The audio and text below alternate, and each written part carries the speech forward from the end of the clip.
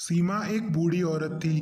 वह अपना घर चलाने के लिए और अपना पेट पालने के लिए अपने घर के सामने अपना चाउमीन का ठेला लगाया करती थी।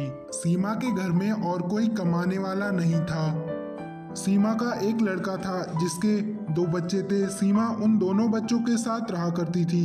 सीमा का बेटा रामू एक बार शहर चला गया और फिर कभी वापस लौटकर नहीं आया। दादी माँ, मुझे भूख लग रही है। हाँ बेटा, मैंने खाना बनाकर तैयार कर लिया है। आप जाओ और रिंकू को बुलाकर ले आओ, फिर हम तीनों एक साथ बैठकर खाना खाएंगे। रिंकी जल्दी से जाती है और अपने भाई रिंकू को बुलाकर ले आती है। फिर सीमा एक साथ सबके लिए खाने की प्लेट लगा देती है। फिर तीनों एक साथ बैठकर खाना खाने लगते हैं।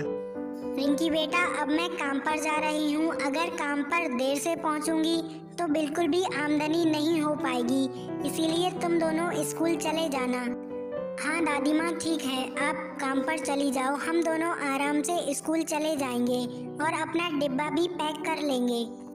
इतना सुनने के बाद रिंकी की दादी माँ वहाँ से सीधा अपने काम की ओर निकल जाती है। रिंकू और रिंकी वे दोनों भी स्कूल चले जाते हैं। सीमा जैसे ही जाकर अपना ठेला लगाया करती थी, उसकी चाउमीन की खुशबू से उसके ग्राहक कतारों में दौड़े चले आते थे। उसकी चाउमीन इतनी ज़्यादा फेमस हो गई थी कि लोगों की कतारें उसके ठेले से कम नहीं होती थी और लोगों को भी उसकी चाउमीन काफ़ी ज़्यादा पसंद आती थी। एक रीना नाम की औरत सीमा का ठेला बंद करवाने की काफ़ी दिनों से सोच रही थी। रीना सीमा से बहुत ज़्यादा जलती थी क्योंकि सीमा की कमाई अच्छी हो जाती थी, तो वह औरत सीधे आज पुलिस स्टेशन पहुंच जाती है। सर, एक औरत है, वह हमारे यहाँ पर चाउमीन बेचती है।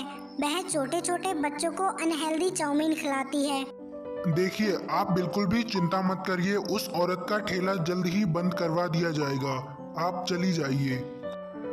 अगले दिन सीमा जब अपनी चाउमीन बेच रही थी तो रोज की तरह उसके ठेले पर काफी ज्यादा ग्राहक खड़े हुए थे और उसकी चाउमीन भी अच्छे से बिक रही थी। तभी एक पुलिस वाला वहां पर आता है और सीमा से कहने लगता है, तुम्हारा नाम सीमा है? पुलिस स्टेशन में तुम्हारे खिलाफ एक रिपोर्ट दर्ज करवाई गई है जिसमें एक औरत ने कहा है कि एक सीमा नाम की औरत बच्चों को अनहेल्दी चाउमीन खिलाती है। नहीं बेटा, ऐसा कुछ भी नहीं है। मैं तो लोगों को बहुत अच्छे से और साफ सफाई से चाउमीन बनाकर खिलाती हूँ। लेकिन वह पुलिस वाला सीमा की बात को नहीं मानता है और उसको लाकर पुलिस स्टेशन में बंद कर देता है। जब शाम को वह पुलिस वाला अपने घर लौट रहा होता है तो वह रास्ते में देखता है कि 2 बच्चे बैठे रो रहे होते हैं। क्या बात है बच्चों, तुम लोग रो क्यों रहे हो? तुम मुझे अपनी परेशानी बता सकते हो, अगर मैं मदद करूँगा तो कर सकता हूँ। पुलिस वाले अंकल, हमारी दादी माँ कल से खो गई है। हमने उनको हर जगह ढूंढ लिया, लेकिन वह अभी तक हमें नहीं मिल पाई। बच्चों, तुम्हारी दादी माँ मेरे थाने में बंद है। मैं उसको जल्दी ही छुड़ा दूंगा। मुझे पता है तुम लोग बहुत अच्छे हो। मैं तुम्हारे घर पर गया था, मैंने देखा वहाँ पर काफ़ी ज़्यादा अच्छी सफाई, तो तुम अपने ठेले पर इतनी ज़्यादा गंदगी कैसे रख सकती हो? बेटा, मैंने तो पहले ही बोला था कि वह औरत मेरे खिलाफ झूठी कार्रवाई कर गई है। मैं कभी भी गंदी चाउमीन नहीं बेचती हूँ।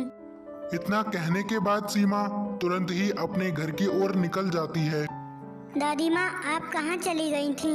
हमने आपको कहाँ कहाँ नहीं ढूंढा। मुझे तो बहुत जोरों की भूख लग रही है। आप जल्दी से मेरे लिए खाना बना दो। बेटा, तुम बिल्कुल भी चिंता मत करो, अब मैं आ गई हूँ। तुम दोनों लोग जल्दी से खाना खा लो और जाकर सो जाओ। मैं काम पर जाऊंगी। सीमा ने जल्दी से जाकर अपना चाउमीन का ठेला लगाया। वहाँ उसके ग्राहक उसका इंतजार कर रहे थे। सभी ग्राहकों ने सीमा की बहुत ज़्यादा तारीफ